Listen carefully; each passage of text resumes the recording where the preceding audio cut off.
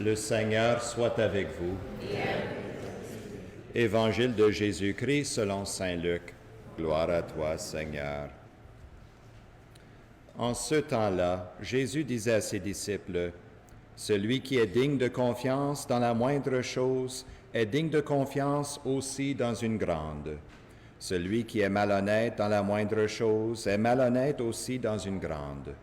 Si donc vous n'avez pas été digne de confiance pour l'argent malhonnête, qui vous confiera le bien véritable? Et si, pour ce qui est à autrui, vous n'avez pas été digne de confiance, ce qui vous revient, qui vous le donnera? Aucun domestique ne peut servir de maître, ou bien il haïra l'un et aimera l'autre, ou bien il s'attachera à l'un et méprisera l'autre. Vous ne pouvez pas servir à la fois Dieu et l'argent. » Acclamons la parole de Dieu. Louange à toi, Seigneur Jésus.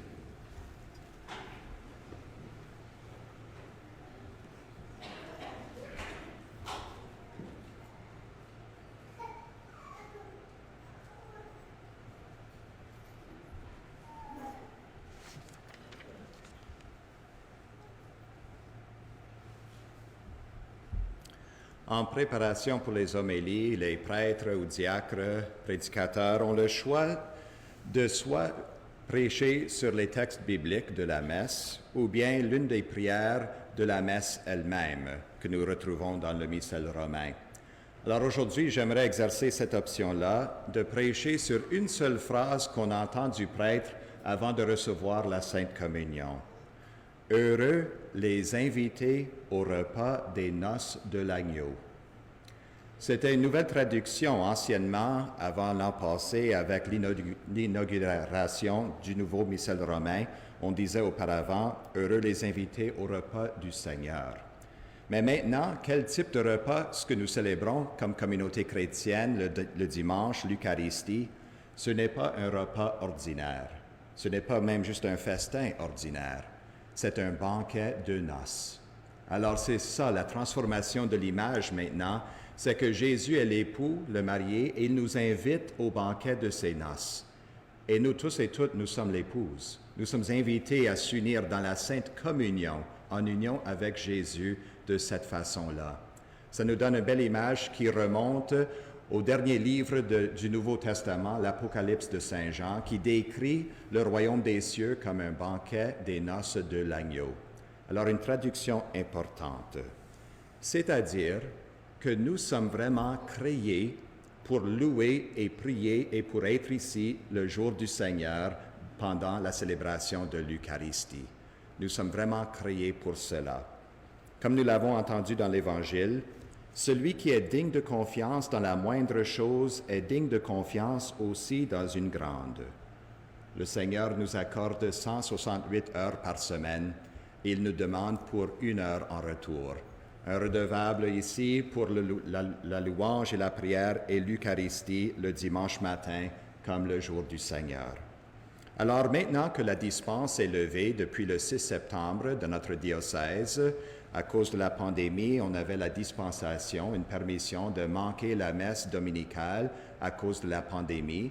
Maintenant que nous avons la sécurité de se réunir en présentiel à nouveau, Monseigneur Fabreau, notre évêque, a remis l'obligation d'assister, participer à l'Eucharistie, soit le samedi soir pour une messe de veillée ou dimanche matin.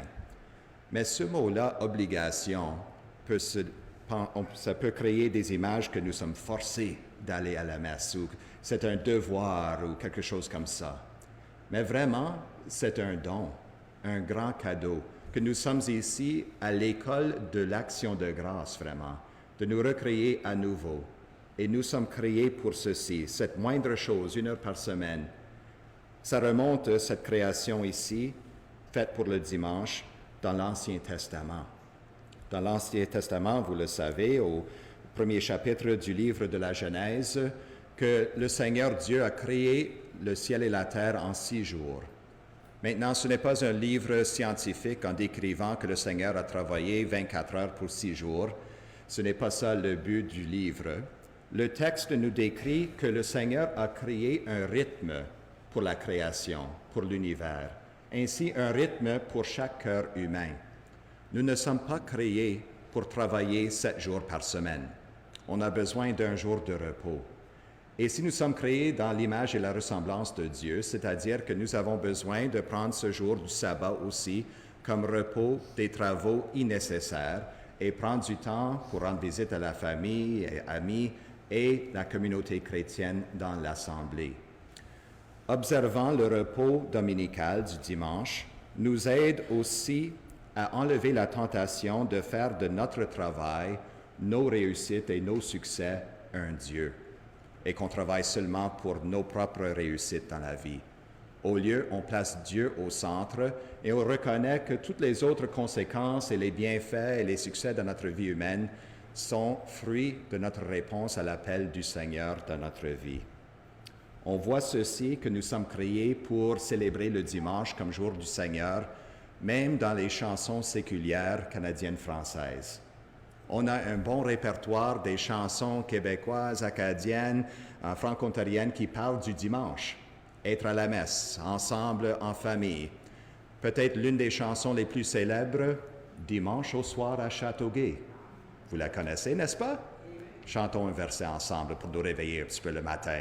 « Dimanche au soir à Châteauguay, les pieds pendants au bout du quai, les pieds pendants au bout du quai, les pieds pendants au bout du quai, le père Michon jouait l'accordéon. » Non? OK, pas d'accordéon du père Michon. OK. Même à l'extérieur du Canada, on a ce fait que nous sommes créés pour observer le dimanche comme jour spécial. Et je trouve ceci intéressant. Même les grands chansonniers de la Belgique et de la France ont eu cet indice ici dans leur cœur. Prenons par exemple Gilbert Bécaud, sa chanson « Dimanche à Orly ». C'est l'histoire, Gilbert Bécaud n'était pas croyant, il était athée, ou non-croyant, agnostique, mettons. Mais lui, il était là avec ses parents dans une belle maison, avec tous les conforts modernes, téléviseur, frigo rempli de nourriture, tout ce qu'il avait besoin pour vraiment se réjouir de la journée. Et chaque dimanche, il se sentait que quelque chose le manquait. Alors, il quittait la maison de ses parents pour aller à l'aéroport pour observer le grande merveille dans les années 60 des grands avions quitter l'aéroport et voler. Même là, un non-croyant, il cherchait quelque chose le dimanche pour le transcender, pour le dépasser, pour les faire viser vers les cieux. Je trouve ça intéressant, créé pour quelque chose de différent. Pourquoi il ne voulait pas faire ça mercredi ou jeudi? C'était seulement le dimanche. Il y avait quelque chose là, un vide dans son cœur. Pour nous aussi. Maintenant, nous les chrétiens et chrétiennes, nous observons le sabbat, non pas le samedi des Juifs, mais le dimanche maintenant. C'est le premier jour de la semaine pour nous. Alors pour nous les croyants, le premier jour de la semaine, ce n'est pas lundi. Pensez ça demain à l'ouvrage. C'est vraiment mardi pour nous. N'est-ce pas? Le premier jour de la semaine, la fin de semaine termine samedi. Le début de la nouvelle semaine commence dimanche matin, parce que Jésus est ressuscité le dimanche de Pâques. C'est pour cela que nous célébrons ce jour si spécial, le jour du Seigneur, avec l'Eucharistie. Et même au début de l'Église, dans les Actes des Apôtres, au chapitre 20, nous avons un récit de qu'est-ce que la nouvelle communauté chrétienne, à peine 10 ans après la mort et la résurrection de Jésus, faisait le dimanche matin ou le samedi soir. Voici ce que nous entendons dans l'Acte des Apôtres. Le premier jour de la semaine, nous étions rassemblés pour rompre le pain, et Paul, qui devait partir le lendemain, s'entretenait avec ceux qui étaient là. Il continua de parler jusqu'au milieu de la nuit. Un jeune garçon nommé Eutyche, est-ce qu'il y a quelqu'un nommé Eutyche ici? Non? OK. Un jeune garçon nommé Eutyche, assis sur le rebord de la fenêtre, fut gagné par un profond sommeil, tandis que Paul prêchait si longtemps. Pris par le sommeil, il tomba du 3e étage sur la terre. Inquiétez-vous pas, Paul l'a ressuscité, puis ils l'ont retourné pour la liturgie de l'Eucharistie. Un petit peu comique, mais quelque chose d'intéressant. La première communauté chrétienne à Troas, ici dans les Actes des Apôtres, se réunissait le samedi soir pour l'écoute de la parole de Dieu. Paul prêchait longtemps, jusqu'à minuit ici, et même il y avait un jeune garçon pris par le sommeil. Mais là, il était capable ensuite de célébrer l'Eucharistie, la fraction du pain, ensemble. C'est le même rythme de nos célébrations eucharistiques en l'an 2022. Mais l'importance de la messe dominicale est de se rassembler comme famille chrétienne pour être nourris par la parole de Dieu et l'Eucharistie a de beaux témoignages dans l'histoire de l'Église. Prenons rien qu'un comme exemple. L'an 284, alors au IIIe siècle, en Afrique du Nord, il y avait une grande persécution des chrétiens et chrétiennes. Alors ils se sont été rassemblés et mis devant le juge en Afrique proconsulaire. La plupart de cette foule-là des chrétiens et chrétiennes étaient des jeunes adultes. Et là, devant le juge, qui avait le pouvoir de les mettre à mort ou de leur redonner la vie, parce que c'était interdit de célébrer la messe le dimanche dans l'Empire romain sous l'empereur Antonin. Il voulait que tout le monde le prie et le loue comme un dieu lui-même, comme empereur. Et les chrétiens ne pouvaient pas faire ça. Ils avaient besoin de célébrer leur foi en Jésus, le seul Seigneur et Roi. Alors voici le procès des martyrs d'Abéthyne en Afrique proconsulaire, ces jeunes adultes, lorsqu'ils étaient devant le juge au tribunal.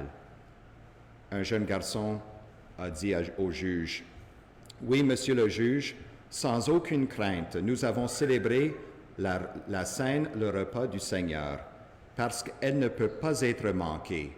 C'est notre loi. » Un autre a dit, « Nous ne pouvons pas vivre sans l'Eucharistie. » Wow! Quel témoignage! Nous ne pouvons pas vivre sans l'Eucharistie. Et enfin, une jeune femme, « Oui, je suis allée à l'assemblée du dimanche et j'ai célébré le repas du Seigneur avec mes frères et sœurs, car je suis chrétienne. » De beaux témoignages. Mais vous pouvez dire, merci beaucoup, Père Patrick, pour le parcours biblique et historique ici, pour l'importance de la célébration, la messe dominicale du dimanche. Mais qu'est-ce que nous pouvons dire aux personnes qui disent, je trouve le Seigneur Dieu sur le terrain de golf, ou dans les sports, ou dans une marche dans la belle création, ou dans mon coin de prière chez moi dans ma chambre quand je suis tout seul. N'est-ce pas aussi bien de prier et célébrer notre foi comme ça? Oui, c'est une bonne chose. Si vous rencontrez le Seigneur dans des sports ou dans la création, continuez à le faire. Mais ce n'est pas la même présence de Dieu que nous rencontrons ici à l'Église dans les sacrements. C'est la présence spirituelle de Dieu, comme la présence d'un artiste qu'on rencontre lorsqu'on voit son œuvre d'art. Ce n'est pas la même chose que rencontrer l'artiste lui-même ou elle-même. C'est une présence spirituelle dans la création. Ici, c'est la présence réelle de Jésus notre Seigneur dans l'Eucharistie. Son corps, son sang, son âme, sa divinité, toute sa personne est donnée à nous. Alors, qui d'entre nous, si on avait l'occasion de rencontrer à nouveau un être cher qui est décédé, un de nos défuntes, et on dirait, je suis correct juste en train de penser à propos d'eux dans mes pensées. Au niveau spirituel, c'est bien. Non, on dirait si j'aurais l'opportunité de les revoir dans la chair, d'avoir une tasse de café avec eux, de leur parler encore, de les donner un beau caresse, on prendrait cela bien avant juste des pensées et des mémoires d'eux-mêmes et des souvenirs, n'est-ce pas? C'est la même chose ici. Oui, on peut rencontrer le Seigneur d'une façon spirituelle dans notre vie, mais on aimerait prendre l'option de lui rencontrer en sa présence réelle, dans sa présence dans les sacrements et dans le rassemblement de la communauté chrétienne. Alors j'espère que cette petite instruction aujourd'hui nous aide à bien célébrer et apprécier le don de l'action de grâce dans l'Eucharistie, de cette célébration le dimanche ici à Saint-Jérôme et dans toutes nos églises. Et que nous puissions dire comme ces jeunes en Abéthyne, en Afrique du Nord, un jour, « Seigneur, nous ne pouvons pas vivre sans l'Eucharistie. »